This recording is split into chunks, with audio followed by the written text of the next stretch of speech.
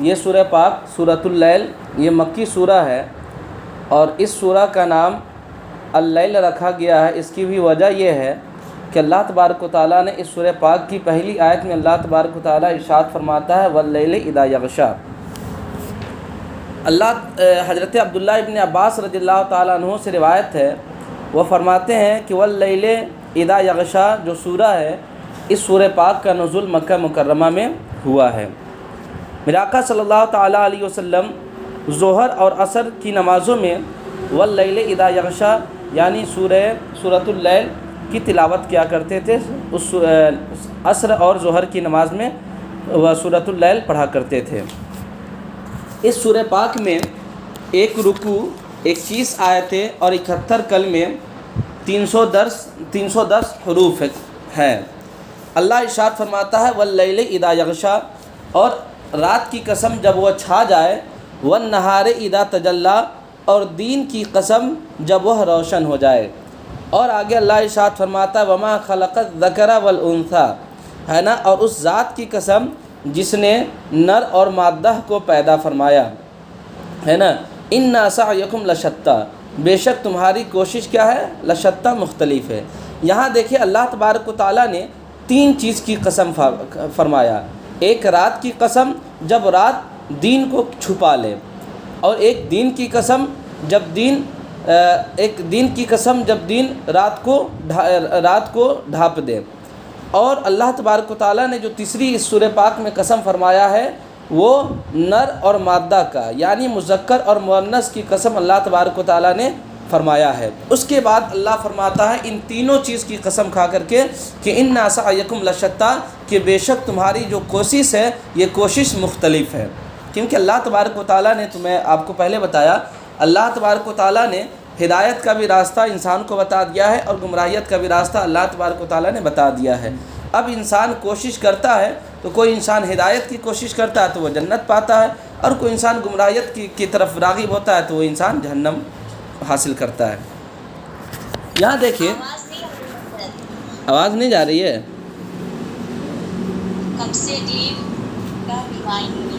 جی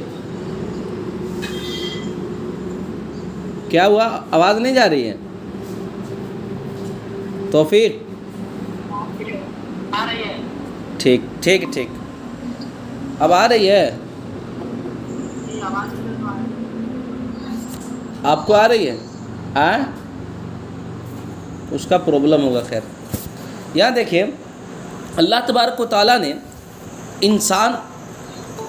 انسان کی جو اللہ تبارک و تعالیٰ نے تخلیق کی، اس تخلیق کی بھی اللہ تبارک و تعالیٰ نے قسم فرمایا ہے، اور اللہ تبارک و تعالیٰ نے رات کی قسم فرمایا ہے، یعنی جس رات میں ہر جاندار اپنے ٹھکانے پر پہنچ کر کے آرام کیا کرتے ہیں رات میں، اور اپنی تھکاوٹ انسان اتارتا ہے، پھر نیند اس کو ڈھانپ لیتی ہے۔ یعنی دن میں جو انسان محنت و مشقت کرتا ہے، جب وہ رات میں آتا ہے تو سکون کی نیند سوتا ہے، جس کی وجہ سے اس کے تمام اعضاء جو ہے نا اس کے جسم وہ آرام پاتے ہیں، جس سے اس کے بدن کو راحت پہنچتی ہے۔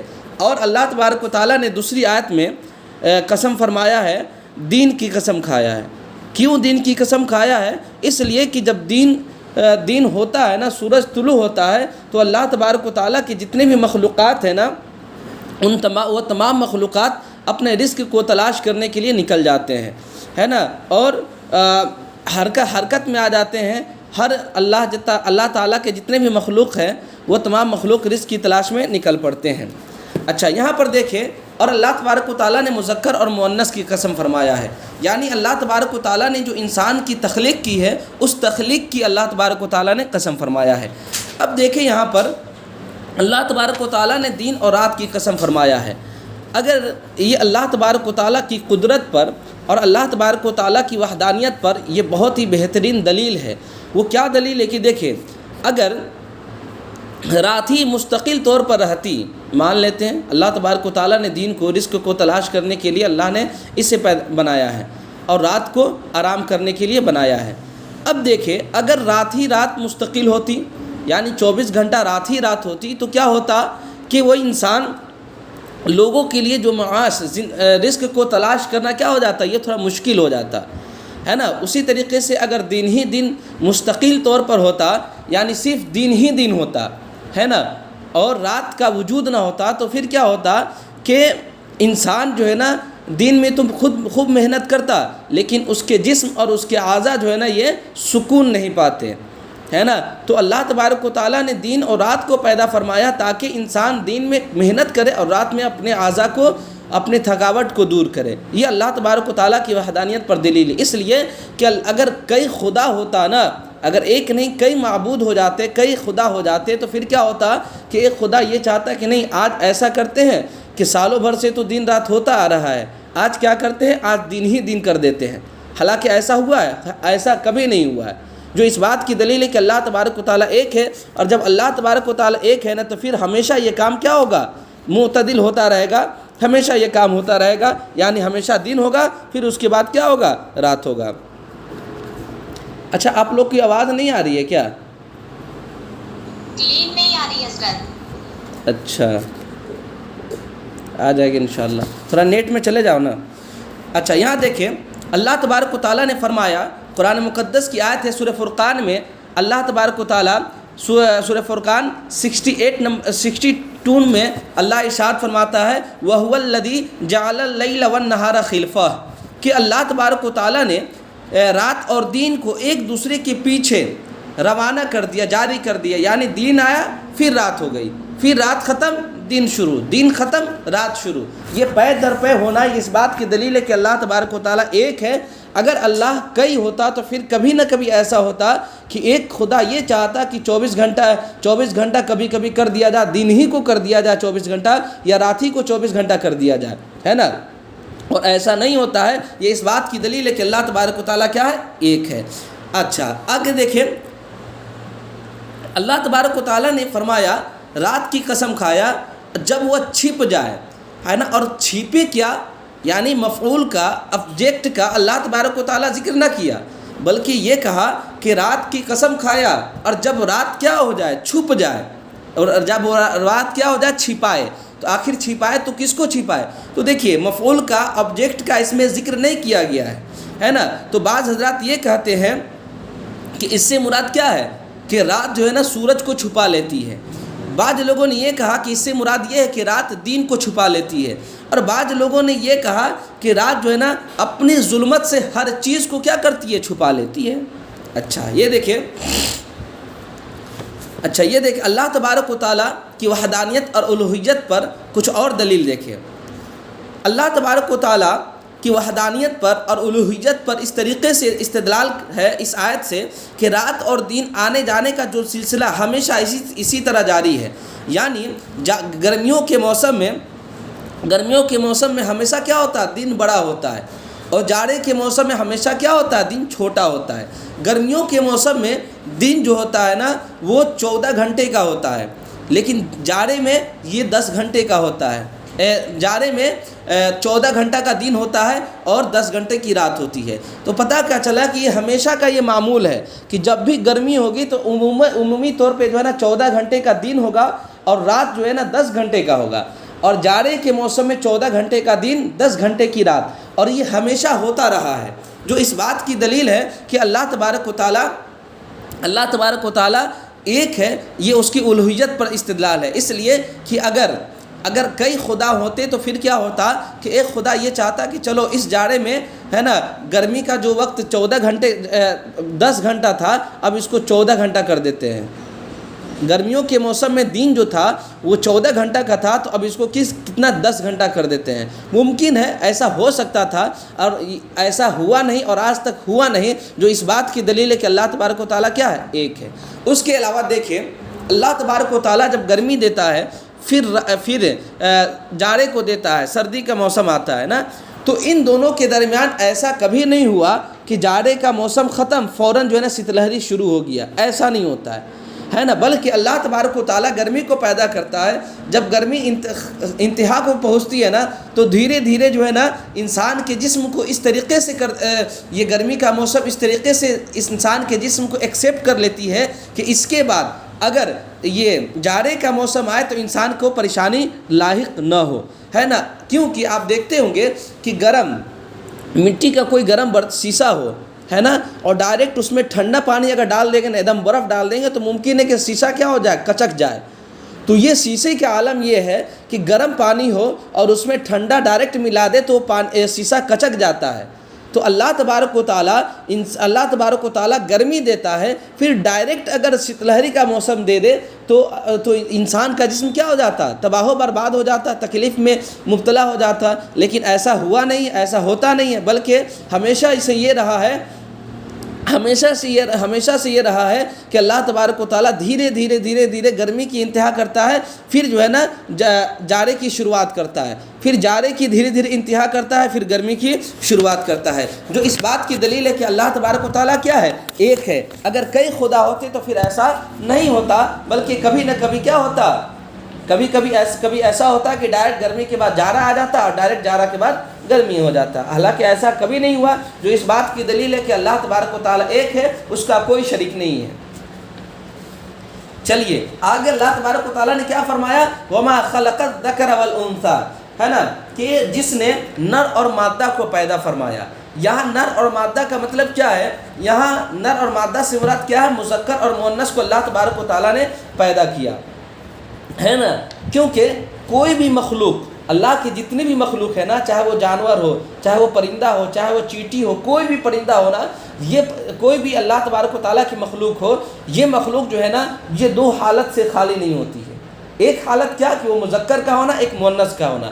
ہر اللہ تبارک و تعالیٰ کی جتنی بھی مخلوق ہے, تمام مخلوق یا تو مذکر ہوگا یا تو مؤنث ہوگا. اور رہی بات مخنث کی, ہے نا, جو نہ مذکر ہوتا ہے, جو نہ مرد ہوتا ہے, نا کیا نام ہے, نہ مرد ہوتا ہے نہ عورت ہوتا ہے.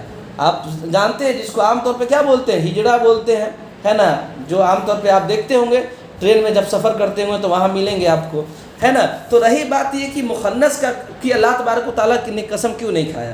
تو دیکھیں مخنث کی جہاں تک بات رہی نا, تو یہ مخنث جو ہے نا, یہ مرد کے حکم میں آتا ہے. جو ہجڑے ہوتے ہیں نا, ہجڑا, یہ ہجڑا جو ہے نا, یہ ہجڑا بھی مذکر کے حکم میں آتا ہے. وہ الگ بات ہے کہ آج کے اس دور میں یہ جو ہجڑے ہوتے ہیں نا, یہ عورتوں کی بناؤ اور سنگھار کو اپنا لیتے ہیں, وہ الگ بات ہے نا. لیکن عمومی طور پہ کیا ہوتا ہے, لیکن حکم کیا ہے کہ جو مخنث ہوتے ہیں, جو ہجڑے ہوتے ہیں, وہ مذکر کے حکم میں ہوتے ہیں, یعنی مرد کے حکم میں ہوتے ہیں. اسی وجہ سے تمام احکام اس کے اوپر وہی نافذ ہوتے ہیں جو مذکر کے ہوتے ہیں, مرد کے ہوا کرتے ہیں. ٹھیک ہے نا. چلے, اور اس زمانے میں ایک دم الٹا ہو گیا ہے کہ مذکر وہ جو ہے, ہجڑے جو ہے وہ عورتوں کا پورا لباس پہن کر کے عورتوں کے تمام بناؤ اور سنگھار کو اپناتے ہیں, اور اس کے بعد جو ہے نا ٹرین وغیرہ میں گھومتے رہتے ہیں. یہ خیر غلط ہے.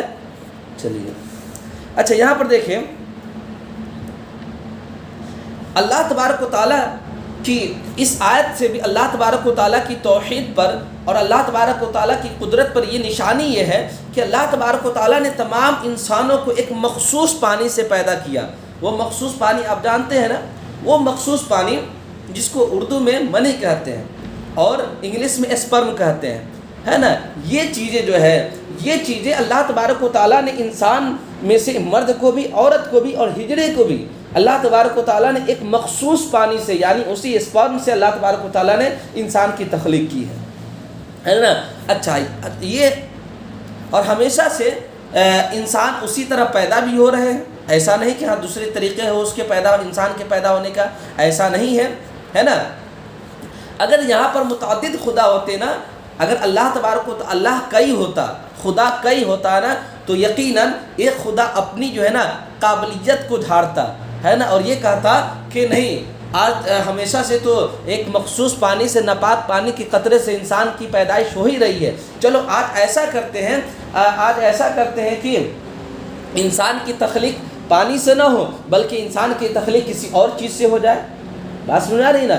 تو حالانکہ ایسا کبھی نہیں ہوا ہے کہ انسان کی تخلیق جو ہے کسی اور چیز سے ہوئی ہو.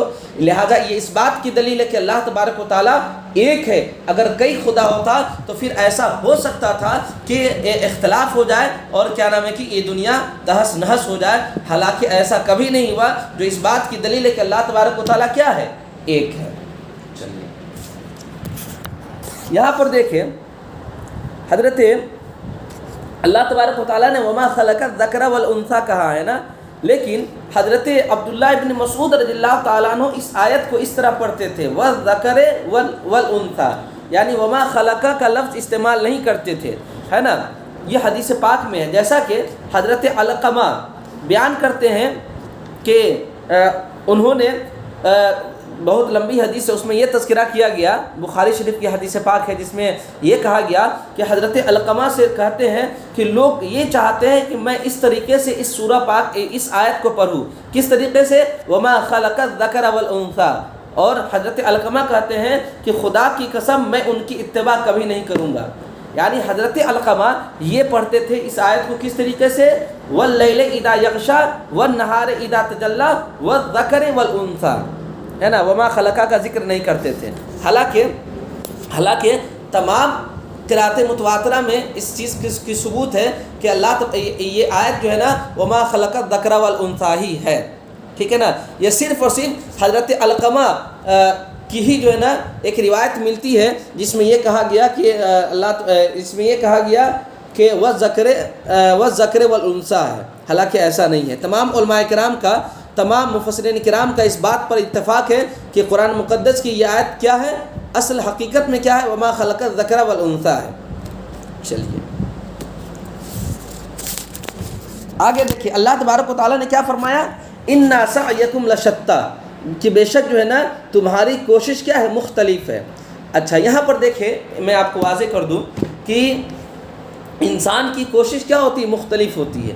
دراصل میں بات یہ ہے کہ یہ سورہ لیل جو ہے نا، یہ سورہ لیل مکمل جو ہے نا حضرت ابوبکر صدیق رضی اللہ تعالیٰ عنہ کی شان میں یہ نازل ہوئی ہے نا. حضرت ابوبکر صدیق رضی اللہ تعالیٰ عنہ کی شان میں، یعنی اللہ تبارک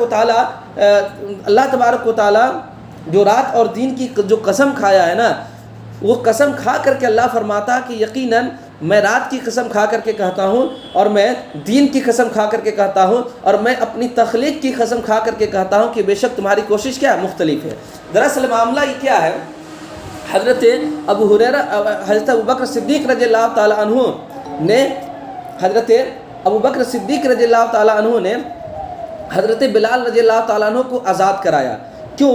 کیونکہ حضرت بلال رضی اللہ تعالیٰ عنہ جب اسلام کو قبول کر لیے تھے تو اس وقت امیہ بن خلف جو ہے نا ان کو بہت تکلیف دیا کرتے تھے، ہے نا. وہ تپتی ہوئی ریت میں جو ہے نا بدن کھول کر کے لٹا دیا کرتے تھے، اس پر پتھر ڈال دیا کرتے تھے، ہے نا، یہاں تک کہ حضرت بلال رضی اللہ تعالیٰ عنہ بے ہوش ہو جایا کرتے تھے. یعنی بہت شدت کی تکلیف دیا کرتے تھے. بات سمجھا رہی نا. تو حضرت ابوبکر صدیق رضی اللہ تعالیٰ عنہ نے ایک مرتبہ دیکھا تو پھر وہ پیسہ دے کر کے امیہ بن خلف سے حضرت بلال رضی اللہ تعالیٰ عنہ کو آزاد کروا لیا، ہے نا. تو وہی اللہ تبارک و تعالیٰ فرماتا ہے کہ بے شک تمہاری کوشش کیا ہے؟ مختلف ہے. یعنی مختلف کا مطلب کیا ہے؟ حضرت ابوبکر صدیق رضی اللہ تعالیٰ عنہ تو یہ چاہ رہے ہیں کہ اللہ تبارک و تعالیٰ ہم سے راضی ہو جائے اور اللہ کی راہ میں مال کو خرچ کر رہے ہیں، لیکن وہ امیہ بن خلف جو ہے، یہ جو ہے نا اس کی کوشش کچھ اور ہے. یہ اللہ تبارک و تعالیٰ کی نافرمانی کرنے میں لگا ہوا ہے. اسی وجہ سے اللہ فرماتا ہے کہ اِنَّ سَعْيَكُمْ لَشَتَّىٰ، کہ بے شک تمہاری کوشش کیا ہے؟ یہ مختلف ہے. ایک انسان اللہ کو راضی کرنے میں لگا ہوا ہے اور ایک انسان اللہ تبارک و تعالیٰ کی نافرمانی میں لگا ہوا ہے. اسی وجہ سے ان کی کوشش کیا ہے؟ مختلف ہے. اچھا یہ دیکھیں،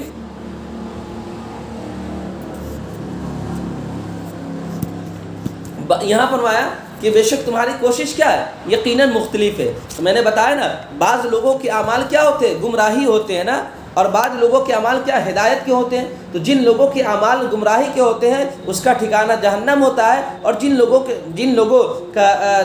کے اعمال کیا ہوتے ہیں؟ ہدایت کے ہوتے ہیں، ان کا ٹھکانہ کیا ہوتا ہے؟ جنت ہوتا ہے. جیسا کہ سورۃ الحشر میں آیت نمبر 20 میں اللہ ارشاد فرماتا ہے لا یستوی اصحاب النار و اصحاب الجنہ، کہ اصحاب النار یعنی جنتی اور جہنمی یہ کیا ہے؟ دونوں برابر نہیں ہو سکتے ہیں. اس لیے کہ انسان کی زندگی میں کیا ہوتے ہیں؟ سب کی جو ہے نا مختلف ہوا کرتی ہے نا. کوئی ہدایت کو قبول کر کے جنت کو حاصل قبول کرتا ہے، کوئی گمراہیت کو قبول کر کے وہ جہنم کو حاصل کرتا ہے. ٹھیک ہے نا. جب گمراہیت اور ہدایت یہ دونوں ایک ساتھ جمع جب نہیں ہو سکتے ہیں تو جنتی اور جہنمی ایک ساتھ جمع کیسے ہو سکتے ہیں؟ چلیے آگے اللہ تبارک و تعالیٰ فرماتا ہے فَأَمَّا مَنْ أَعْطَىٰ وَاتَّقَىٰ، اور جس نے دیا اور پرہیزگاری کی، یعنی جس نے اللہ تبارک و تعالیٰ کی راہ میں کیا کیا؟ خرچ کیا، اور اللہ تبارک و تعالیٰ سے ڈرے رہا، وصدق بالحسنی، اور سب سے اچھی کو سچ مانا، یعنی سچ چیزوں کو انہوں نے سچ مانا، ٹھیک ہے، فَسَنُيَسِّرُهُ لِلْيُسْرَىٰ، تو بہت جلد ہم اسے آسانی مہیا کر دیں گے۔ یہاں مراد کیا ہے؟ یعنی آسانی مہیا کرنے سے مراد کیا ہے؟ ہم اسے عنقریب اسے جنت دیں گے۔ یعنی جو لوگ اللہ کی راہ میں خرچہ کیا، اللہ تبارک و تعالیٰ کی راہ میں پیسہ کو صدقہ وغیرہ کیا، اور اللہ تبارک و تعالیٰ سے ڈرتے رہا نا، اور اچھی اچھی چیزوں کو قبول کرتے رہا اور اس کی تصدیق کرتے رہا، تو یقیناً اللہ تبارک و تعالیٰ اس کو کیا کرے گا؟ عنقریب اس کو جنت عطا فرمائے گا۔ چلیے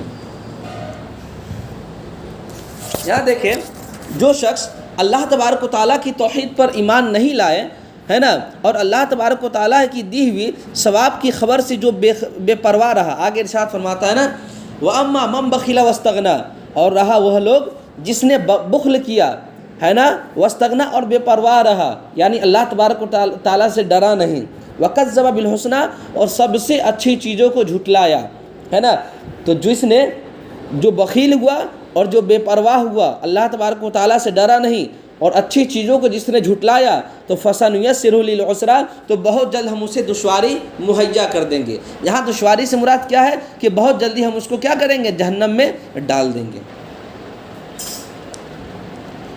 چلیے حضرت علی، ایک حدیث پاک سن لیں، صحیح بخاری شریف کی حدیث ہے۔ حضرت علی رضی اللہ تعالیٰ عنہ بیان کرتے ہیں کہ نبی کریم صلی اللہ تعالیٰ علیہ وسلم ایک جنازہ میں تھے، ہے نا، آپ ایک تنکے سے زمین کوریدنے لگے، زمین کو کھودنے لگے، پھر فرمایا تم میں سے ہر شخص کا جنت یا دوزخ میں ٹھکانہ لکھ دیا گیا ہے کہ کون کیا ہے؟ دوزخی ہے، اور کون کیا ہے؟ جنتی ہے۔ صحابہ نے کہا یا رسول اللہ، جب ایسی بات ہے تو کیا ہم لکھے ہوئے پہ اعتماد نہ کر لیں؟ مطلب جب لکھا ہوا ہے کہ جب جنت ہے، جنتی ہے اور جہنمی ہے، تو یا رسول اللہ پھر اعمال کو چھوڑ نہ دے، پھر اعمال کرنے سے فائدہ کیا ہے؟ جب ہمارا جنتی ہونا جہنمی ہونا لکھا گیا تو پھر ہمارے اعمال کرنے کا مطلب کیا نکلتا ہے نا؟ تو آپ صلی اللہ تعالیٰ علیہ وسلم نے فرمایا کہ نہیں، عمل کرتے رہو، ہے نا، ہر شخص کے لیے اسی عمل کو آسان کر دیا گیا جس کے لیے اس کو پیدا کیا۔ میں نے بتایا تھا نا کہ انسان جو کام کرنا جاتا ہے نا، تو اللہ تبارک و تعالیٰ اس کام کرنے کی اس کے اندر قوت کو پیدا کر دیتا ہے۔ اگر انسان اچھا کام کرنے جاتا ہے نا، تو اللہ تبارک و تعالیٰ اس انسان کے اندر وہی قوت کو پیدا کر دیتا ہے، اور اگر انسان غلط کام کرنے جاتا ہے نا، تو اللہ تبارک و تعالیٰ اس انسان کے اندر وہی کیا کرتا ہے؟ قوت پیدا کر دیتا ہے نا۔ یہ اللہ تبارک و تعالیٰ کے لکھ دینے سے وہ انسان مجبور نہیں ہوتا ہے نا، کہ اللہ تبارک و تعالیٰ نے ہمیں لکھ دیا کہ ہم یہ کام کریں گے تو ہم یہی کام کریں گے، نہیں۔ میں نے اس سے پہلے اس کی وضاحت کر دی ہے نا کہ وہ انسان کے اوپر ہے۔ اللہ تبارک و تعالیٰ جانتا تھا کہ یہ انسان کرنے والا کیا ہے، انسان کا یہ جب سچویشن، انسان کا جو سچویشن ہوگا نا، تو اس سچویشن میں انسان کیا کرے گا، اللہ تبارک و تعالیٰ کو سب معلوم ہے نا۔ اسی وجہ سے اسی حساب سے اللہ تبارک و تعالیٰ نے لکھ دیا۔ اسی وجہ سے جب انسان اچھا کام کرنے جاتا ہے تو اللہ تبارک و تعالیٰ اس کے اندر وہ قوت پیدا کر دیتا ہے، جب انسان غلط کام کرنے جاتا ہے تو اللہ تبارک و تعالیٰ اس کے اندر اسی کام کی قوت کو پیدا فرما دیتا ہے۔ ٹھیک ہے، چلیے وہی فرمایا فَأَمَّا مَنْ آتَى وَاتَّقَىٰ، رہا وہ جس نے دیا اور ڈرا، وصدق بالحسنى، اور جس نے اچھائی کی تصدیق کی، تو ہم عنقریب اس کو کیا کریں گے؟ جنت دیں گے۔ یہاں فرمایا کہ اللہ کی راہ میں دینے سے مراد کیا ہے؟ فَأَمَّا مَنْ آتَى، اللہ کی راہ میں دینے سے مراد کیا ہے؟ اللہ کی راہ میں دینے سے مراد یہ ہے کہ اس نے نیکی کے تمام راستوں میں اپنا مال کیا ہو؟ خرچ کر دیا ہو۔ نیکی کے جتنے بھی راستے ہیں نا، تمام راستوں میں کیا کر دیا؟ مال کو خرچ کر دیا ہو۔ اور مقروض لوگوں کا، یعنی جس کا قرض ہے، مقروض جو لوگ ہیں، مقروض لوگوں کا قرض ادا کیا۔ مان لیتے ہیں کہ ہم آپ کے دوست ہیں، ٹھیک، ہمارے اوپر جو ہے نا 10,000 روپے کا قرض ہے، تو آپ ہمارے قرض کو اگر اتار دیتے ہیں نا، تو یہ بھی کیا ہوگا؟ فَأَمَّا مَنْ آتَى میں آئے گا، رہا وہ جس نے دیا، یعنی رضائے الہی کے لیے، اللہ تبارک و تعالیٰ کو راضی کرنے کے لیے، واتقى، اور پرہیزگاری کی، انہی لوگوں کے لیے کہا گیا ہے کہ اللہ تبارک و تعالیٰ عنقریب اس کو کیا دے گا؟ جنت دے گا۔ جیسے کہ حضرت ابوبکر صدیق رضی اللہ تعالیٰ عنہ، حضرت بلال کو آزاد کروایا، اور نہ جانے کتنے صحابہ کرام کو آزاد کروایا۔ تو یہ تمام کے تمام کیا تھا؟ یہ اللہ تبارک و تعالیٰ کو راضی کرنے کی خاطر تھا، حضرت ابوبکر صدیق رضی اللہ تعالیٰ عنہ کا، ہے نا، چنانچہ حضرت ابوبکر صدیق رضی اللہ تعالیٰ عنہ کے بارے میں آیا واتقا، اور پرہیزگاری کی، تو ان قریب اللہ تبارک و تعالیٰ اس کو کیا کرے گا؟ جنت دے گا۔ چلیے، ایک دوسرا معنی اس کا یہ بھی ہے کہ اس نے مال کے حقوق بھی ادا کیے۔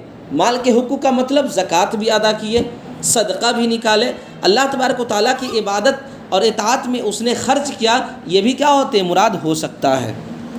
اچھا، نیک باتوں کی تصدیق کرتا رہا، وصدق بالحسنی، اور نیک باتوں کی تصدیق کرتا رہا، اس کا مطلب کیا ہے؟ دیکھیے، نیک باتوں کی تصدیق کرنے کا مطلب یہ ہے کہ حسنہ سے یہاں مراد کیا ہے؟ لا الہ الا اللہ محمد رسول اللہ کی تصدیق کرنا۔ ظاہر سی بات ہے، جب تک انسان اس چیز کو کی تصدیق نہ کرے، جب تک کہ وہ انسان کیا؟ مسلمان نہیں ہو سکتا۔ ایک اور مراد کیا ہے؟ حسنہ سے مراد یہ ہے کہ بدنی عبادات اور مالی عبادات کے فرائض ہیں، یعنی مال انسان کے اوپر ہے تو انسان کیا ہے؟ زکوٰۃ نکالے، فطرہ دے، صدقہ وغیرہ نکالے، اور بدنی عبادت کیا ہے؟ کہ انسان نماز کی ادائیگی کرے، اور اللہ تبارک و تعالیٰ نے جتنی ساری چیزیں اللہ تبارک و تعالیٰ نے اس انسان کو دیا ہے، ان تمام چیزوں کا انسان حق ادا کرتا رہے۔ ٹھیک ہے، چلیے، اسی وجہ سے اللہ فرماتا ہے سورہ سبا میں آیت نمبر 39 میں ارشاد فرماتا ہے وَمَا أَنفَقْتُم مِّن شَيْءٍ فَهُوَ يُخْلِفُهُ، اور تم جو کچھ بھی اللہ کی راہ میں خرچ کرتے ہو نا، تو اللہ تبارک و تعالیٰ اس کا پورا بدل عطا فرمائے گا، ہے نا۔ فَمَن يَعْمَلْ مِثْقَالَ ذَرَّةٍ خَيْرًا يَرَهُ وَمَن يَعْمَلْ مِثْقَالَ ذَرَّةٍ شَرًّا يَرَهُ، یعنی اللہ تبارک و تعالیٰ ہر انسان کی ذرے ذرے کا اللہ تبارک و تعالیٰ حساب دے گا، ہے نا۔ نیکی کے بدلے نیکی کا عوض دے گا، اور برائی کا عوض دے گا۔ اچھا، ایک اور چیز دیکھ لیں، سورہ بقرہ میں آیت نمبر 261 میں اللہ ارشاد فرماتا ہے مثل الذین ينفقون اموالهم فی سبیل اللہ کمثل حبہ انبتت 7 سنابل فی کل سنبولہ 100 حبہ واللہ یضاعف لمن یشاء، کہ جب انسان اللہ تبارک و تعالیٰ کی بارگاہ میں کوئی مال خرچہ کرتا ہے نا، تو اللہ تبارک و تعالیٰ اس کا اجر ایک سے لے کر کے 700 گنا تک اجر عطا فرماتا ہے۔ ایک قول یہ ہے کہ حسنہ سے مراد یہاں کیا ہے؟ جنت ہے، اور دوسرا قول یہ ہے کہ حسنہ ایک ایسا لفظ ہے جو ہر اچھی خصلت کی گنجائش رکھتا ہو۔ آگے دیکھیے، ہم عنقریب اس کو آسانی مہیا کریں گے۔ آسانی مہیا کرنے سے مراد کیا ہے؟ میں نے بتایا نا، ایک قول یہ ہے کہ آسانی مہیا کرنے سے مراد کیا ہے؟ یہ جنت ہے۔ اس کے کئی اقوال ہیں، آپ دیکھیں کہ انسان جو ہے نا نیک اعمال جو کرتے ہیں نا، یہ نیک اعمال کرنے میں اللہ تبارک و تعالیٰ آسانی کر دے گا۔ بھاری بھرکم جو انسان جو عبادتیں بھاری بھرکم ہے، وہ تمام عبادتوں کو اللہ تبارک و تعالیٰ کیا کرتا ہے؟ اس انسان پر آسان کر دیتا ہے۔ دوسری صورت کیا ہے؟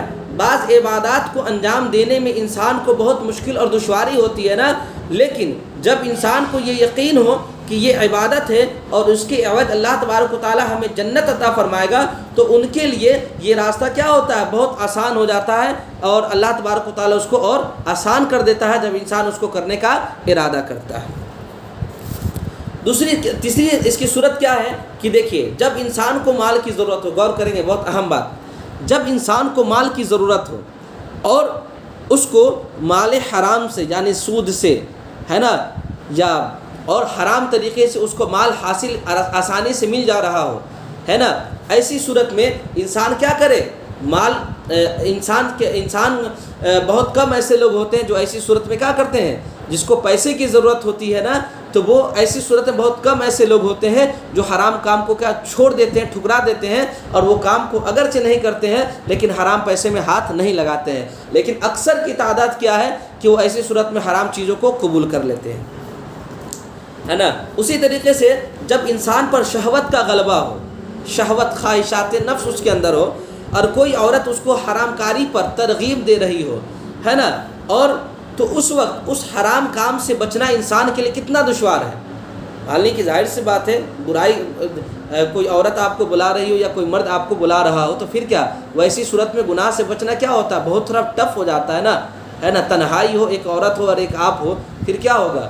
بہت مشکل ہو جاتا ہے اپنے آپ کو کنٹرول کر پانا۔ لیکن ویسے صورت میں کنٹرول کرنا جو مشکل ہو جاتا ہے نا، اور مشکل ہو جاتا ہے نا، تو اللہ تبارک و تعالیٰ، ہے نا، اس کے لیے ان تمام مشکل کاموں کو آسان فرما دیتا ہے۔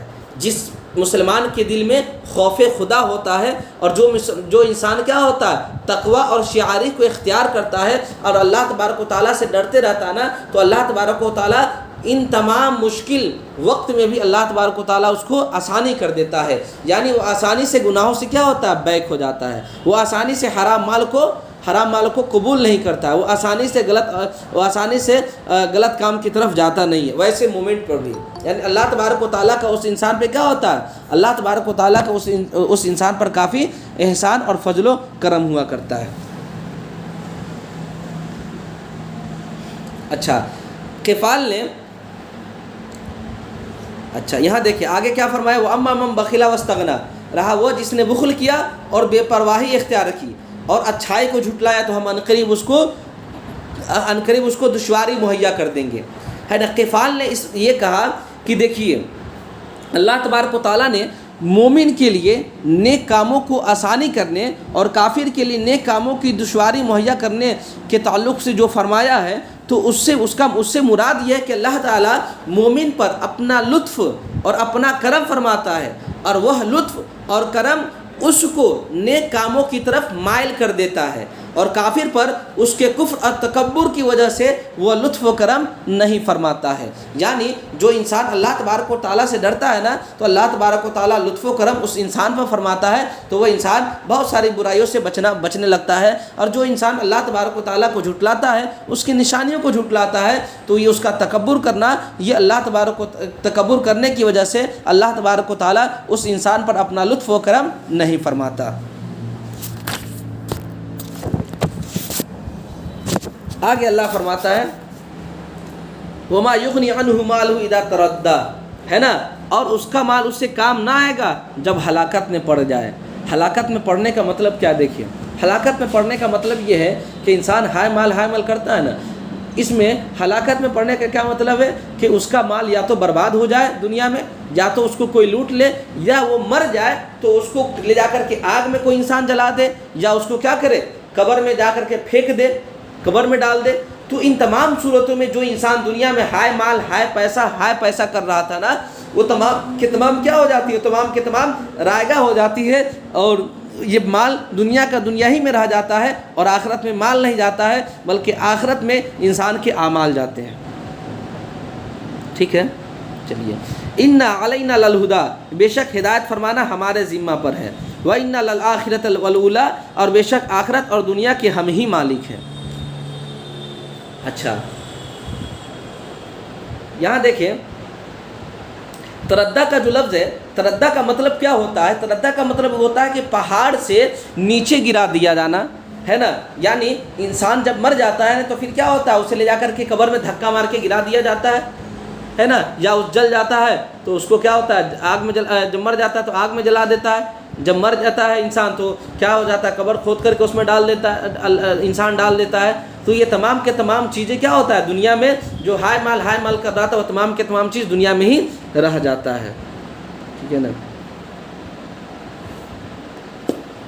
اور اس کے بعد اگر وہ انسان ہائے مال کرتا تھا تو مال اس کو دنیا میں بھی فائدہ نہیں دیا، اور آخرت میں کیا ہوگا، اسے جہنم میں پھینک دیا جائے گا، اس کا مال کوئی کام نہیں ہوگا۔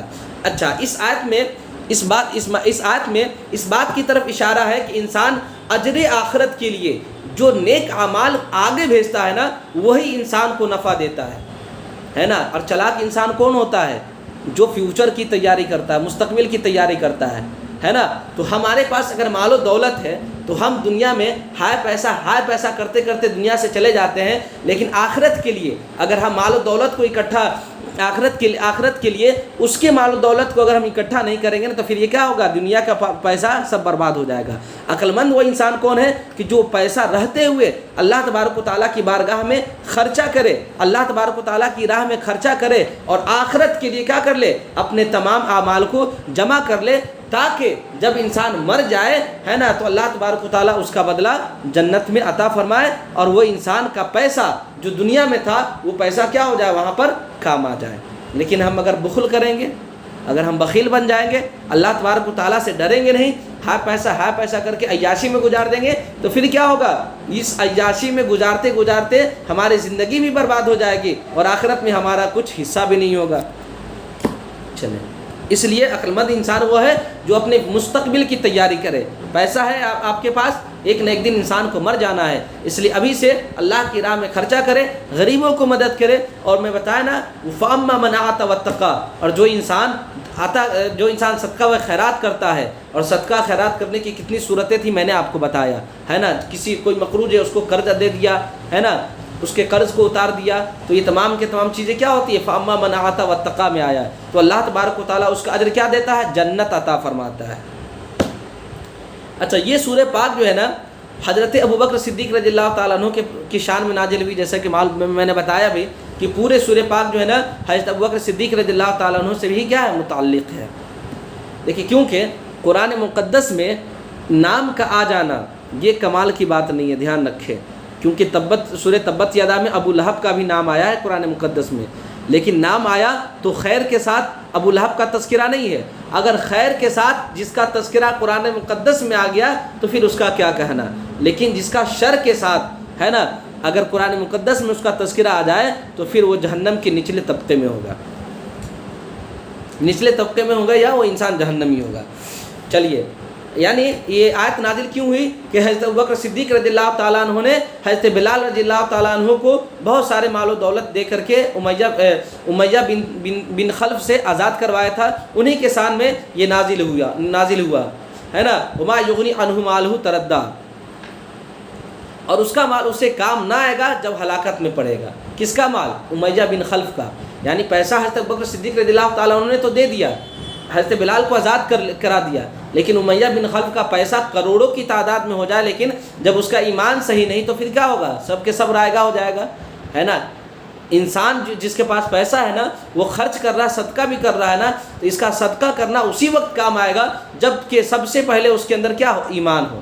اگر ہم ایمان ہی نہ ہو، ہمارے پاس ایمان ہی نہیں، ہم کافر ہیں اور ہمارے پاس پیسہ ہے، ہم خرچہ کرتے رہے، غریبوں کو کھلاتے رہے، تو پھر یہ تمام کے تمام میں کیا ہو جائے گی؟ بیکار ہو جائے گی، کوئی فائدہ نہ ہوگا. چلیے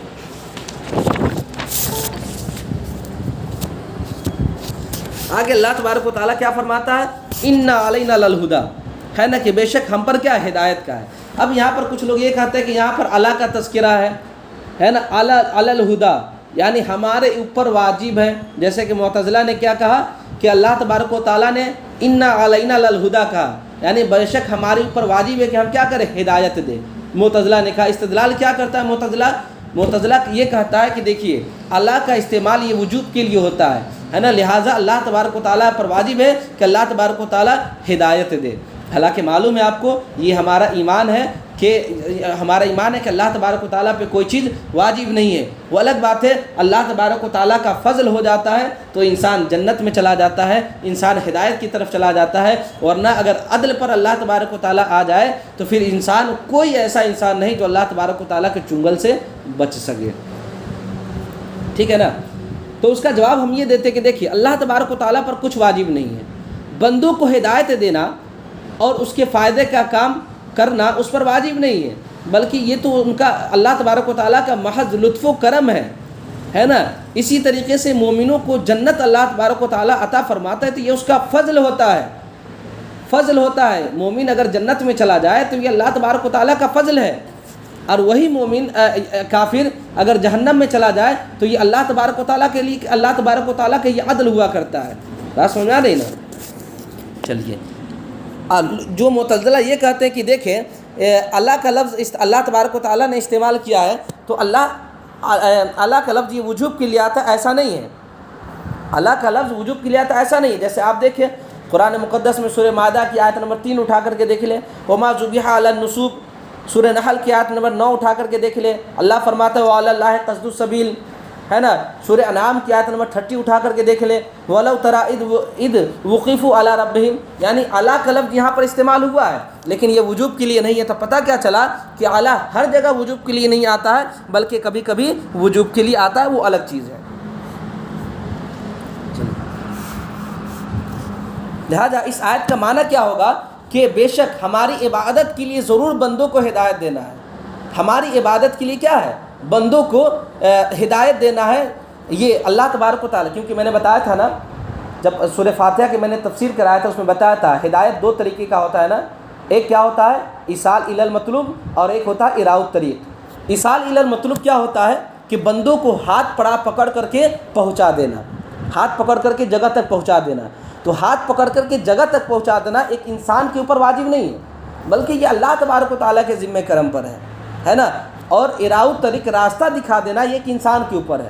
مثال کے طور پر ہم سے کوئی پوچھے کہ ہم کو مظفر پور جانا ہے، پٹنہ جانا ہے، تو ہم کیا کہیں گے؟ ہم اس کو راستہ دکھا دیں گے کہ فلاں جگہ جاؤ، وہاں سے گاڑی پکڑو، ڈائریکٹ مظفر پور چلا جاؤ گے، ہے نا۔ لیکن ہاتھ پکڑ کر کے پہنچانا یہ ہمارے اوپر فرض واجب نہیں ہے نا۔ ہدایت کا راستہ دکھانا یہ ہدایت کا راستہ دکھانا یہ انسان کے اوپر ہے، لیکن ہدایت تک پہنچانا، مطلوب تک پہنچانا ایک انسان کا کام نہیں ہے، وہ اللہ تبارک و تعالیٰ کے اوپر ہے، ٹھیک ہے نا۔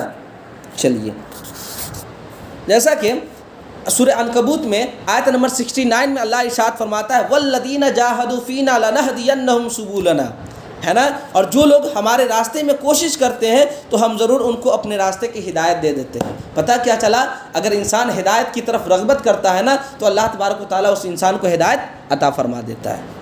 چلیے آگے دیکھیے، آگے اللہ کیا فرماتا ہے؟ وَإِنَّا لَنَا لَلْآخِرَةِ وَالْهُدَى، کہ بے شک ہمارے ہی لیے کیا ہے؟ آخرت اور دنیا دونوں کے، بے شک آخرت اور دنیا دونوں کے ہم ہی کیا ہے؟ مالک ہیں۔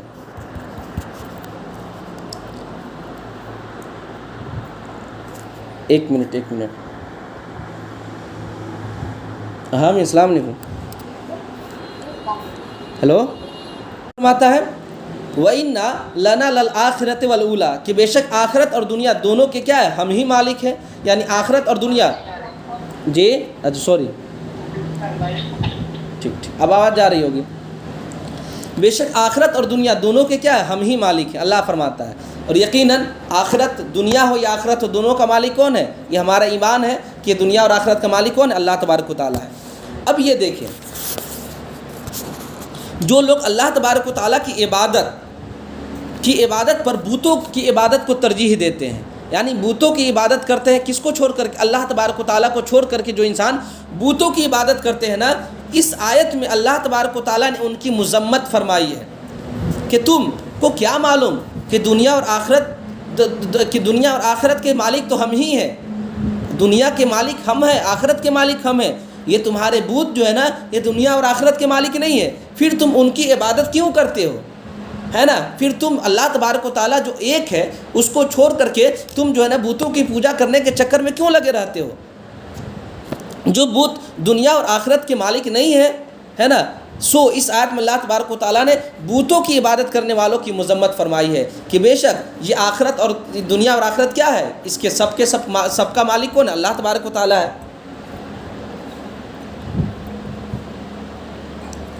اچھا، اس آیت کا دوسرا محمل یہ ہے کہ دیکھیں کہ تم ایمان لا لیے ہو، مومن ہو گئے ہو، مسلمان ہو گئے ہو، پھر بھی اللہ کی راہ میں تم خرچ نہیں کرتے ہو، آخر وجہ کیا ہے؟ تم اللہ کی راہ میں خرچ کرنے سے کیوں بخل کرتے ہو؟ تم کیوں بخل بیٹھے ہو؟ یہ پیسہ تمہارے دنیا میں کام نہیں آئے گا، عارضی طور پر کام آ سکتا ہے، لیکن ہمیشگی طور پر دوامگی طور پر یہ پیسہ تمہارے کام نہیں آ سکتا ہے۔ حالانکہ اللہ کی راہ میں خرچ کرنے سے ہی تم کو دنیا اور آخرت میں اس کا نفع ہوگا۔ اگر اللہ کی راہ میں تم خرچہ کرتے ہو نا تو اس کا فائدہ بھی اللہ تبارک و تعالیٰ تم کو دنیا میں دے گا اور آخرت میں تو ملے گا ہی اس کا اجر۔ چلیے آگے دیکھیں، فَأَنذَرْتُكُمْ نَارًا تَلَظَّىٰ، ہے نا کہ یقیناً میں تمہیں ڈرا چکا ہوں اس بھڑکتی ہوئی، میں تم کو ڈرا چکا ہوں اس آگ سے جو بھڑک رہی ہے۔ یعنی اللہ تبارک و تعالیٰ فرما رہا ہے کہ میں تمہیں بھڑکتی ہوئی آگ سے کیا ڈرا چکا ہوں۔ اور آگ کے بارے میں نے بتایا تھا نا ایک حدیث پاک میں، جہنم کو 1000 سال بھر کیا دہکایا گیا تھا، تو وہ جہنم کیا ہو گیا تھا؟ سرخ ہو گیا تھا نا۔ پھر جہنم کو 1000 سال اور جلایا گیا تو پھر وہ سفید ہو گیا۔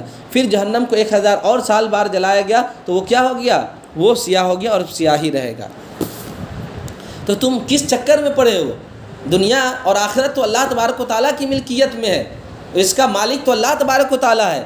تو حالانکہ میں تم کو یہ بھڑکتی ہوئی آگ سے ڈرا چکا ہوں، اس کے باوجود بھی اگر تم نہیں سدھرتے ہو، ہے نا، تو یقیناً جانو لا یصلاح الا الاشقی، تو یہ جہنم میں نہ جائے گا مگر جو بہت بڑا بدبخت ہوگا، ہے نا، الذی کذب وتولی، اور جس نے جھٹلایا اور منہ پھیرا۔ یعنی یہ کون ہے جو بہت بڑا بدبخت؟ یہ بدبخت کون ہے؟ جو اللہ تبارک و تعالیٰ کی نشانیوں کو جھٹلایا اور اللہ تبارک و تعالیٰ کی نشانیوں سے اور اللہ تبارک و تعالیٰ سے منہ کو پھیرا۔ وہی انسان کیا ہے؟ وہی انسان سب سے بڑا بدبخت انسان ہے، اور وہ انسان کیا ہوگا؟ جہنم میں ہی رہے گا۔ یہاں پر دیکھیں، انسان جنت میں جائے گا یا جہنم میں جائے گا؟ آپ کو معلوم ہے نا، اگر انسان جو ہے نا، جو کافر انسان ہے، جو مشرک انسان ہے، وہ جب جہنم میں جائے گا نا تو اس کا جہنم میں رہنا یہ دوامگی ہوگا، یعنی وہ ہمیشہ جہنم میں چلے گئے تو وہ جہنم ہی میں رہیں گے، وہ نکلیں گے نہیں۔ لیکن کچھ مسلمان، کچھ مومن ایسے ہوں گے جو جہنم میں تو جائیں گے لیکن اپنے گناہوں کا سزا کاٹ کر کے پھر وہ کیا ہوں گے؟ جہنم سے نکال دیے جائیں گے۔ اور میں نے پچھلے بیان میں، یاد نہیں کس سورہ میں، میں نے بتایا تھا نا کہ جب جہنم سے آدمی کو نکالا جائے گا نا تو وہ اس طریقے سے ہوگا جیسے کہ بھٹی سے جو ہے نا، جیسے کہ وہ آگ کی بھٹی سے کوئلہ کو نکالا جاتا ہے نا، جس طریقے سے رہتا ہے وہ، کہ کوئلہ کو اگر ایسے کر دیا جائے تو وہ کوئلہ کیا ہو جاتا ہے؟ ریزہ ریزہ ہو جاتا ہے۔ اسی طریقے سے انسان کے جسم کا عالم ہوگا۔ بات سمجھ میں آ رہی ہے نا؟ تو جو مومن مسلمان ہوں گے نا، اگر گناہ کا کام کیے ہوں گے نا تو ان کو جہنم میں ڈال دیا جائے گا، ٹھیک ہے نا، اور ان کے گناہوں، جب وہ گناہوں کی سزا کاٹ لیں گے نا تو پھر ان کو جہنم سے نکال کر کے جنت میں ڈال دیا جائے گا۔ بات سمجھ میں آ رہی نا؟ لیکن یہ فَأَنذَرْتُكُمْ نَارًا تَلَظَّىٰ، بھڑکتی ہوئی آگ میں جو ہمیشہ رہیں گے، وہ کون ہوں گے؟ إِلَّا يَصْلَاهَا إِلَّا الْأَشْقَىٰ، یہ بہت بڑے بدبخت لوگ ہوں گے۔ یہ بدبخت لوگ کون ہیں؟ کذبا، جس نے جھٹلایا۔ جھٹلانے والا کون ہوتا ہے؟ کافر ہوتا ہے۔ وتولی، اور منہ پھیرا۔ منہ پھیرنے سے مراد جو لوگ اللہ کے ساتھ شرک کرتے ہیں، اللہ کی عبادت نہیں کرتے ہیں، منہ پھیر کر کے دوسرے معبودوں کی عبادت کرنے لگتے ہیں، جو معبود نہ دنیا کا مالک ہے نہ آخرت کا مالک ہے۔ چلیے اچھا، یہ دیکھیں، اور دوزخ کے متعدد، اسی وجہ سے دوزخ کے جو ہے نا کئی طبقے ہوتے ہیں۔ ایک دوزخ کے طبقے ایسے ہوتے ہیں جو ہمیشہ جو ہے نا دوزخ میں جو چلا گیا وہ ہمیشہ اسی میں رہے گا، کبھی نہیں نکلے گا، ہے نا۔ اور کچھ طبقے ایسے ہوتے ہیں دوزخ کے کہ جائے گا اس میں گناہوں کی سزا کاٹ کر کے پھر وہ انسان وہاں سے نکل آئے گا۔ جیسا کہ سورۃ النساء میں آیت نمبر 145 میں اللہ ارشاد فرماتا ہے، ان المنافقین فی الدرک الاسفل من النار، کہ بے شک منافقین جو ہے نا دوزخ کی آگ کے سب سے نچلے طبقے میں ہوں گے۔ منافقین جو ہوں گے، منافقین کا مطلب جو زبان سے کچھ اور کہتے ہوں گے اور دل سے کچھ اور کہتے ہوں گے۔ اس لیے یہ ہو سکتا ہے کہ جن کفار اور منافقین نے اللہ تبارک و تعالیٰ کی تکذیب کی اور اس کے احکام سے روگردانی کی اور دوزخ کی، اور بھڑکتی ہوئی آگ کے طبقے میں ہوں، یہ ممکن ہو سکتا ہے، بھڑکتی ہوئی آگ کے طبقہ میں ہو۔ اور جن مومنین نے صرف گناہ کبیرہ کیا ہے نا، گناہ کا کام کیا، تو ان کو تطہیر کے لیے اس سے کم درجہ کے آگ کے طبقہ میں ڈال دیا جائے گا، ہے نا۔ اب دیکھیں، میں بتاؤں، یہاں سے آپ کو سمجھ میں کچھ باتیں اشارہ آ گئی ہوگی۔ دیکھیے، کفار کا جو عذاب ہوگا نا، کفار کا عذاب یہ ان کے توہین کے لیے ہوگا، ان کے توہین کے لیے۔ جو اللہ تبارک و تعالیٰ کو جھٹلاتا تھا، جو رسول کو انکار کرتا تھا نا، ان کی توہین وہاں پہ کیا جائے گا کہ بتاؤ، جب اللہ تبارک و تعالیٰ جہنم میں عذاب دے گا نا تو اللہ تبارک و تعالیٰ پوچھے گا، بتاؤ تم بہت کہتے تھے یہ فلاں دکھانا، ہمارا معبود وہ ہے، ہمارا معبود وہ ہے، تو اب بتاؤ تم معبود کو بلا لو۔ تو یہ کیا ہوا؟ تذلیل کرنے کے لیے ہوا۔ تو کفار کو جو عذاب دیا جائے گا اس کی توہین کے لیے ہوگا، لیکن مومنوں کو جو عذاب دیا جائے گا نا، یہ گناہ کبیرہ کی تطہیر کے لیے ہوگا، ہے نا۔ جو گناہ کبیرہ، جو گناہ کا کام کیا ہے نا، اس گناہ کو پاک کرنے کے لیے اس انسان کو دوزخ کا سزا دی جائے گی۔ چلیے،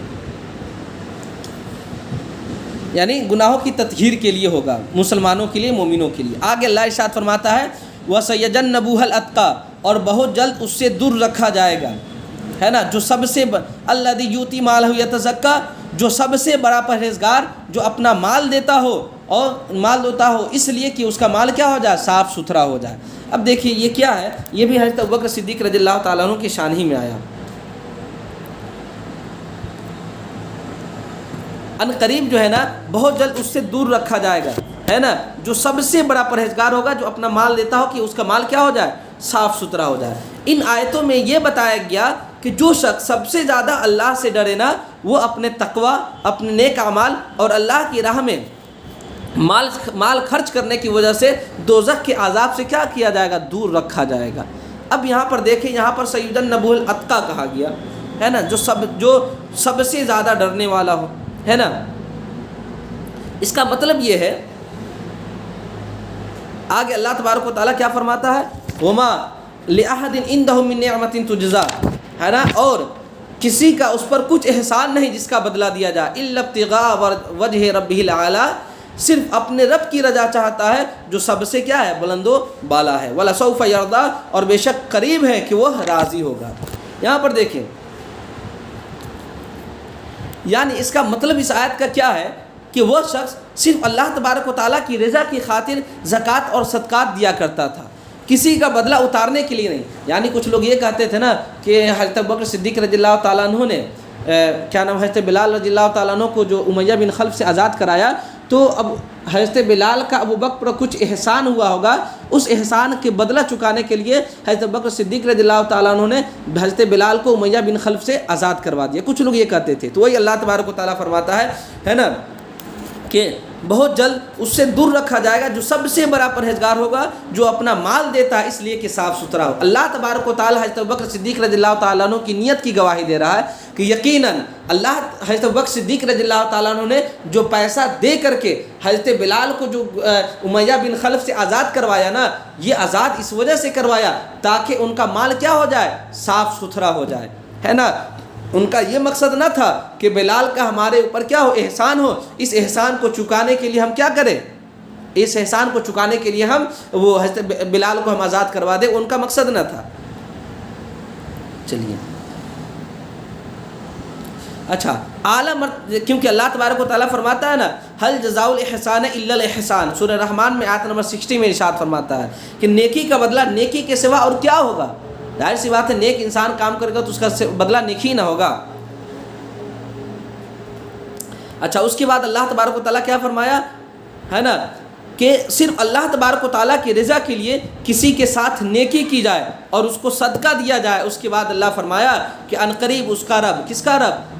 جو سب سے بڑا متقی ہے، یعنی یہاں اس سے مراد حضرت ابوبکر صدیق رضی اللہ تعالیٰ عنہ کی ذات ہے، جو ان کا رب عنقریب ان سے راضی ہوگا۔ اور اس کی تفسیر یہ بھی ہے کہ اس شخص کو اس کا رب اتنی جزا دے گا کہ وہ اپنے رب سے راضی ہو جائے گا، یعنی اللہ تبارک و تعالیٰ اس انسان کو، یعنی حضرت ابوبکر صدیق کو اتنا مال دے گا، اتنا جزا دے گا، اتنا بدلہ دے گا کہ وہ حضرت ابوبکر صدیق رضی اللہ تعالیٰ عنہ خود راضی ہو جائیں گے، ہے نا۔ اس آیت کی شان نزول بھی وہی ہے، کیا ہے دیکھ لیں آپ۔ جب حضرت ابوبکر صدیق رضی اللہ تعالیٰ عنہ نے دیکھا کہ امیہ بن خلف جو ہے نا حضرت بلال رضی اللہ تعالیٰ عنہ کو اسلام لانے کی وجہ سے بہت ساری مصیبتوں میں مبتلا کر رہے ہیں، سزا دے رہا ہے، تو حضرت ابوبکر صدیق رضی اللہ تعالیٰ عنہ نے صرف اللہ تبارک و تعالیٰ کی رضا کی خاطر 7 یا 6 غلاموں کو آزاد کیا۔ حضرت ابوبکر صدیق رضی اللہ تعالیٰ عنہ نے بہت سارے مال و دولت اور غلام دے کر کے کیا کیا تھا؟ آزاد کروایا تھا۔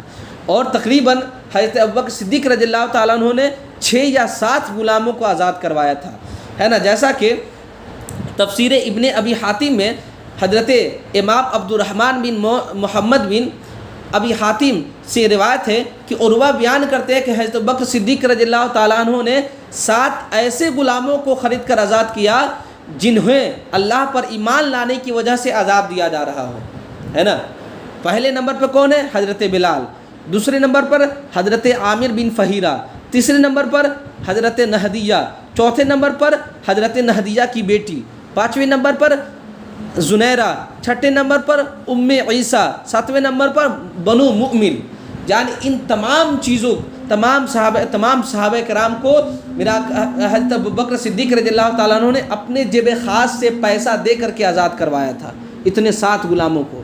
اسی وجہ سے جب میرے آقا نے حضرت بلال رضی اللہ تعالیٰ عنہ کو حضرت ابوبکر صدیق رضی اللہ تعالیٰ عنہ آزاد کروا لیے نا، تو میرے آقا نے ایک جملہ ارشاد فرمایا تھا کہ ابوبکر کے مال نے جتنا مجھے فائدہ دیا نا، اتنا کسی کے مال نے مجھے فائدہ نہ دیا۔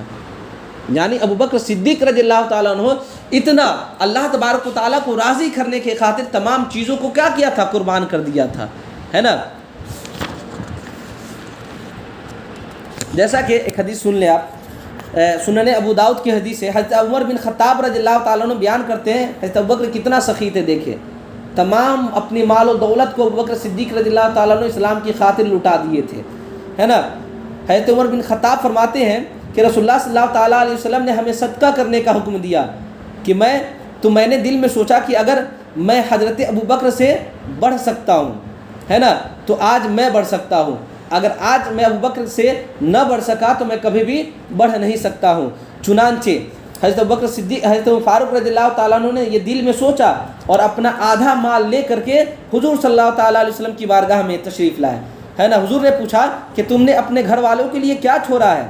تو حضرت فاروق رضی اللہ تعالیٰ عنہ نے کہا کہ میں اپنے گھر والوں کے لیے آدھا مال کو چھوڑ دیا ہوں، ہے نا۔ حضرت ابوبکر صدیق رضی اللہ تعالیٰ عنہ پھر اپنے تمام مال کو لے کر کے حضور صلی اللہ تعالیٰ علیہ وسلم کے پاس چلے آئے۔ حضور کے پاس جب تشریف لائے تو حضور نے پوچھا کہ تم اپنے اہل و عیال کے لیے کیا چھوڑے ہو، ہے نا۔ تو حضرت ابوبکر صدیق رضی اللہ تعالیٰ عنہ نے کہا میں نے اپنے گھر والوں کے لیے اللہ اور اس کے رسول کو چھوڑا ہے، یا رسول اللہ میرے گھر میں جتنا مال و دولت تھا تمام مال و دولت آپ کی بارگاہ میں پیش ہے۔ بس سمجھ سکتے ہیں کہ میرے آقا حضرت ابوبکر صدیق رضی اللہ تعالیٰ عنہ صرف میرے آقا کی محبت میں اسلام کی خاطر اپنے گھر بار کو بھی کیا کر دیا؟ قربان کر دیا، تمام مال و دولت کو میرے آقا پر نچھاور کر دیے۔ اسی وجہ سے میرے آقا نے فرمایا کہ ابوبکر کے مال نے جتنا مجھے فائدہ دیا اتنا کسی کے مال نے مجھے فائدہ نہیں دیا۔ چلیے یہ دیکھیں کچھ وہ پس منظر دیکھ لیں حضرت بلال رضی اللہ تعالیٰ عنہ والا، ہے نا۔ ایک دن اسی طرح حضرت بلال رضی اللہ تعالیٰ عنہ کو عذاب دیا جا رہا تھا، تو حضرت ابوبکر صدیق رضی اللہ تعالیٰ عنہ کا اسی وقت وہاں سے گزر ہوا۔ آپ نے امیہ سے کہا کہ تم اس غریب آدمی کو عذاب کیوں دے رہے ہو، ہے نا، تمہیں اللہ تبارک و تعالیٰ کا خوف نہیں آتا؟ تو امیہ نے کہا کہ تم نے ہی اس کے دین کو خراب کیا ہے، اب چاہو تو تم جس طریقے سے چاہو بچا لو۔ چنانچہ حضرت ابوبکر صدیق رضی اللہ تعالیٰ عنہ نے فرمایا میرے پاس ایک حبشی غلام ہے جو حضرت بلال سے بھی کیا ہے؟ زیادہ تیز ہے، زیادہ مضبوط ہے، قوی ہے اور تمہارے دین پر ہے، اس لیے تم اس کے عوض میں اور کچھ میں پیسہ دے رہا ہوں، اس پیسے کے عوض میں تم حضرت بلال کو آزاد کر دو۔ چنانچہ امیہ نے اس شرط کو اس چیز کو منظور کیا اور حضرت بلال رضی اللہ تعالیٰ عنہ کو حضرت ابوبکر صدیق رضی اللہ تعالیٰ عنہ کے حوالے کر دیا۔ اس طریقے سے حضرت بلال رضی اللہ تعالیٰ عنہ آزاد ہو گئے۔ اچھا مفسرین کا دیکھیں یہاں پر عتقہ کہا گیا نا، عتقہ، یہاں عتقہ سے مراد کون ہے؟ عتقہ سے مراد حضرت ابوبکر صدیق رضی اللہ تعالیٰ عنہ کا ہے، عنہ مراد ہے۔ لیکن کچھ لوگ یہ کہتے ہیں، مفسرین کا اس بات پر اجماع ہے کہ اس آیت میں سے کیا مراد ہے؟ حضرت ابوبکر صدیق رضی اللہ تعالیٰ عنہ ہے۔ لیکن شیعہ لوگ یہ کہتے ہیں کہ نہیں، اس آیت میں کیا ہے؟ حضرت ابوبکر صدیق رضی اللہ تعالیٰ عنہ مراد نہیں ہے، بلکہ کون مراد ہے؟ حضرت علی رضی اللہ تعالیٰ عنہ مراد ہے نا۔ اور اس پر یہ دلیل دیتے ہیں کہ قرآن مجید میں ہے وَيُؤْتُونَ الزَّكَاةَ وَهُمْ رَاكِعُونَ، اور وہ حالت رکوع میں زکوٰۃ دیتے ہیں۔ حضرت علی رضی اللہ تعالیٰ عنہ کے بارے میں فرمایا ہے نا۔ لیکن دیکھیں یہاں پر اللہ تبارک و تعالیٰ نے عتقہ کا لفظ ارشاد فرمایا ہے نا، وَلَسَوْفَ يُؤْتِيكَ وَلَسَوْفَ يَرْضَىٰ، آگے اللہ کیا فرمایا؟ وَسَيَجَنَّبُهَا الْأَتْقَىٰ، عتقہ کا لفظ ارشاد فرمایا۔ عتقہ سے مراد کون ہے؟ اب دیکھیں جو لوگ یہ کہتے ہیں نا شیعہ لوگ کہ یہاں پر عتقہ سے مراد کون ہے؟ حضرت علی رضی اللہ تعالیٰ عنہ نے کہا تو یہ کیا وہ غلط کہتے ہیں، اس لیے کہ عتقہ سے مراد کون ہے؟ حضرت ابوبکر صدیق رضی اللہ تعالیٰ عنہ کی ذات ہے۔ اس پر عقلی دلیل دیکھیں، عقلی دلیل کیا ہے کہ دیکھیں حضرت ابوبکر صدیق رضی اللہ تعالیٰ عنہ تمام مخلوق میں کیا ہے؟ سب سے افضل ہے نا، سب سے افضل ہے تمام انبیاء کرام کے بعد، تمام رسولان اعظام کے بعد سب سے افضل کون ہے؟ حضرت ابوبکر صدیق رضی اللہ تعالیٰ عنہ ہے۔ اور اللہ تبارک و تعالیٰ کیا فرماتا ہے؟ اِنَّ أَكْرَمَكُمْ عِنْدَ اللَّهِ أَتْقَاكُمْ، سورہ حجرات میں آیت نمبر 13 میں ارشاد فرماتا ہے کہ بے شک اللہ کے نزدیک تم میں سب سے زیادہ معزز اور مکرم وہ ہے جو زیادہ متقی ہو۔ اور آپس اس آیت سے ثابت ہو گیا کہ جو سب سے زیادہ متقی ہوگا وہی کیا ہوگا؟ وہی اللہ تبارک و تعالیٰ کے نزدیک زیادہ مکرم ہوگا۔ اور سب سے بڑا متقی کون ہے؟ اس بات پر تمام لوگوں کا اتفاق ہے کہ سب سے بڑا متقی بعد الانبیاء والرسول کون ہے؟ حضرت ابوبکر صدیق رضی اللہ تعالیٰ عنہ کی ذات ہے۔ اور یہ تمام انبیاء کرام اور رسولان اعظام کے بعد کیا ہے؟ سب سے افضل و اعلیٰ ہے۔ اچھا دوسری دلیل یہ ہے کہ عتقہ سے مراد کیا ہے؟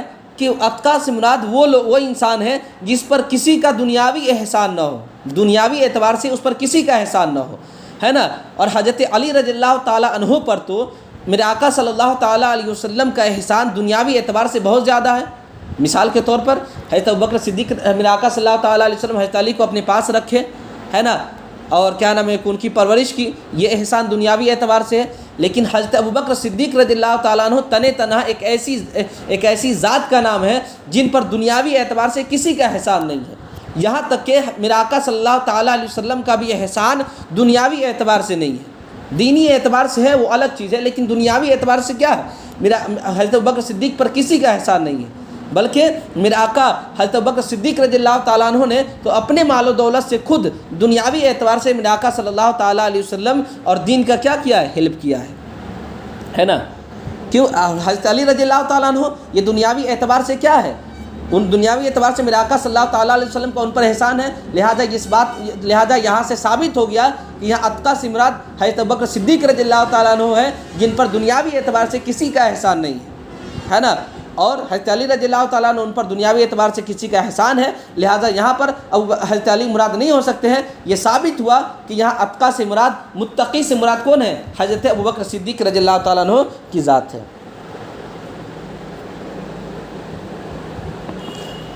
چلیے اب کچھ حدیث سن لیں، درس قرآن ختم ہو گیا لیکن کچھ حدیث سن لیں حضرت ابوبکر صدیق کا مرتبہ کیا ہے۔ حضرت ترمذی کی حدیث سے حضرت عائشہ صدیقہ رضی اللہ تعالیٰ عنہ بیان کرتی ہیں کہ حضرت ابوبکر صدیق رضی اللہ تعالیٰ عنہ میرے آقا صلی اللہ تعالیٰ علیہ وسلم کے پاس تشریف لائے تو رسول اللہ صلی اللہ تعالیٰ علیہ وسلم نے فرمایا خوشخبری ہو، ہے نا، سنو تم دوزخ سے اللہ تبارک و تعالیٰ کے عتیق ہو۔ میں کہتی ہوں اس دن سے حضرت ابوبکر صدیق رضی اللہ تعالیٰ عنہ کا نام کیا ہو گیا، عتیق ہو گیا، یعنی میرے آقا گواہی دے رہے ہیں کہ اللہ تبارک و تعالیٰ نے تمہیں دوزخ سے آزاد کر دیا ہے، لہٰذا تمہارا نام اسی دن سے کیا ہو گیا، عتیق ہو گیا۔ اچھا یہاں دیکھیں ابو داؤد شریف میں ایک حدیث پاک ہے، حضرت ابو ہریرہ رضی اللہ تعالیٰ عنہ بیان کرتے ہیں کہ رسول اللہ صلی اللہ تعالیٰ علیہ وسلم نے فرمایا میرے پاس ابھی حضرت جبرائیل تشریف لائے، انہوں نے میرا ہاتھ پکڑ کر کے مجھے جنت کا دروازہ دکھایا، جنت کا دروازہ دکھایا جس سے میری امت داخل ہوگی۔ پھر حضرت ابوبکر صدیق رضی اللہ تعالیٰ عنہ نے کہا یا رسول اللہ میری خواہش یہ ہے کہ میں آپ کے ساتھ جنت میں رہوں، ہے نا، تو میرا آقا صلی اللہ تعالیٰ علیہ وسلم نے فرمایا کہ سنو اے ابوبکر تم میری امت میں سب سے پہلے جنت میں داخل ہوگے، یعنی تمام امت میں سب سے پہلے کون داخل ہوں گے، حضرت ابوبکر صدیق رضی اللہ تعالیٰ عنہ کی ذات ہوگی۔ اس سے پتہ کیا چلا کہ یہ تمام جو سورۃ اللیل ہے یہ سورۃ اللیل کیا ہے، حضرت ابوبکر صدیق رضی اللہ تعالیٰ عنہ کے حضرت ابوبکر صدیق رضی اللہ تعالیٰ عنہ کی شان میں یہ نازل ہوئی، اور یہاں پر اتقا سے مراد کیا ہے، یہ حضرت ابوبکر صدیق رضی اللہ تعالیٰ عنہ